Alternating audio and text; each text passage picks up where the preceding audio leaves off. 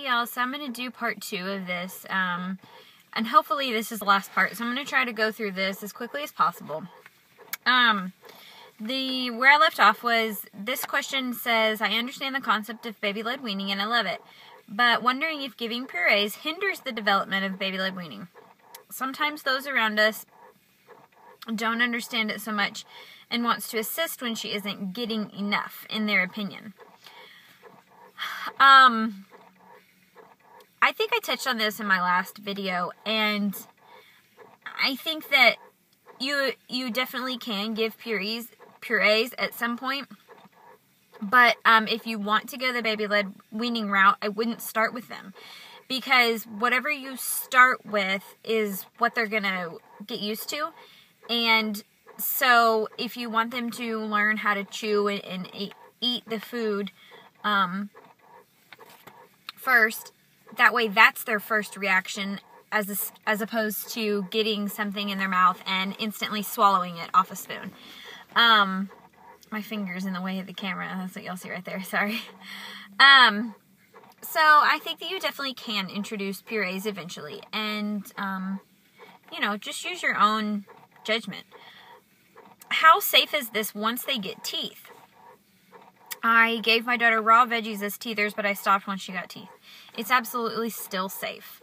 They have to learn that their teeth are capable of biting, and they need to learn how to regulate that bite. Like, they won't always want to just take it and make this huge chunk in their mouth. 9 times out of 10 when they do, it always comes back out because it's too big to swallow, and they know that. So they don't even try to swallow it because they know it's too big. So this is absolutely still safe with teeth.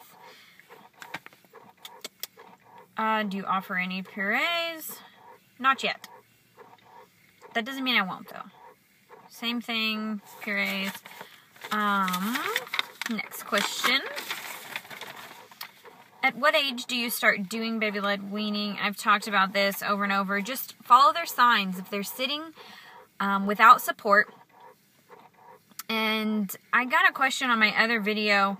When I say sitting unsupported, I mean sit them on the floor, and if they can sit up by themselves for an extended amount of time, then that's sitting unassisted.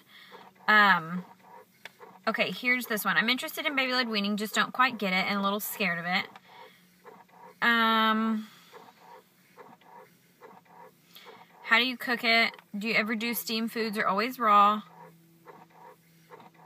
Okay, the main part of this is people are nervous about choking. And my best advice to get you over the choking thing is to do something, is to test out something soft that when they gag, it's not going to totally freak you out. So maybe broccoli is a common one. Steam up some broccoli, or some softer fruit, like some mango or a pear or something like that. Violet had some pear last night, and she did really well with it. It was her first time to have pear, and she just, it's soft, so she was able to actually, like, get some in. She didn't even gag. She didn't even make a face, so that was good. Just really, really, really research choking versus gagging, and just try to relax as much as possible. Trust your baby. Trust that, they're not broken, they know what to do, and, let them get used to it. Just go slow at first and see how it goes. Yeah, that is if you're interested in this at all. Somebody asked on something about, spoons, and how do I, when do we start teaching to use with utensils? And, I don't really remember what we did with Paisley. If it was, I think it was once we started, like, pureed food, like applesauce and things like that, like things that are normally soft and that you eat with a spoon, like mashed potatoes. I'm pretty sure I just handed her a loaded spoon. And it only took a few times before she figured out, oh, you're supposed to put stuff on the spoon and then put the spoon in your mouth and take the spoon out. So they really are quick. They really do get it pretty fast. let's see. This is the last question. Should we be cooking all the veggies we give them? I saw your video with the green pepper. How long do you wait to introduce them to uncooked veggie, or do you just start them out and see where it went?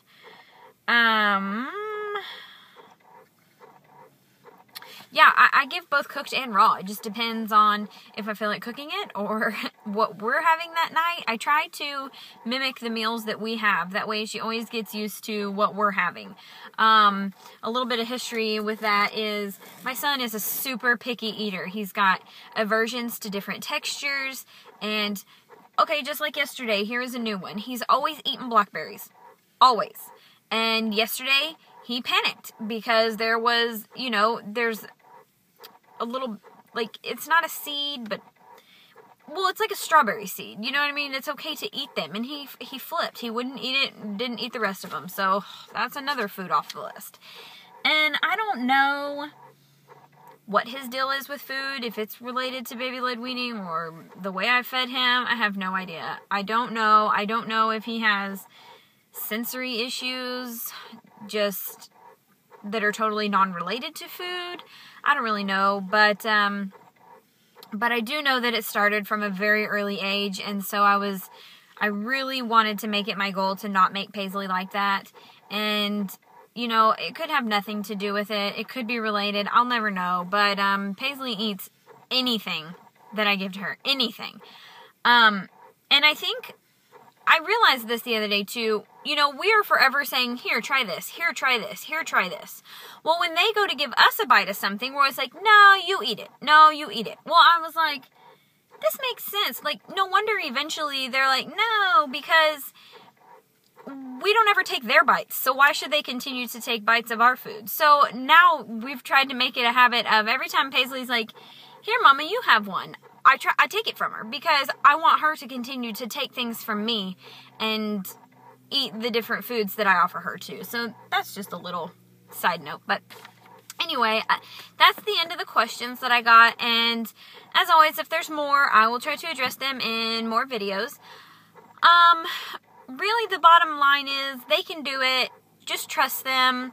Don't be cautious. That's not what I mean. I mean, just be aware of what you're doing. Don't just do as much research as you can. Go to the Baby-Led Weaning website. It's babyledweaning.com. There's tons of information on that blog. Yeah, just trust your baby. And yeah, that's about it. Talk to you later. Bye.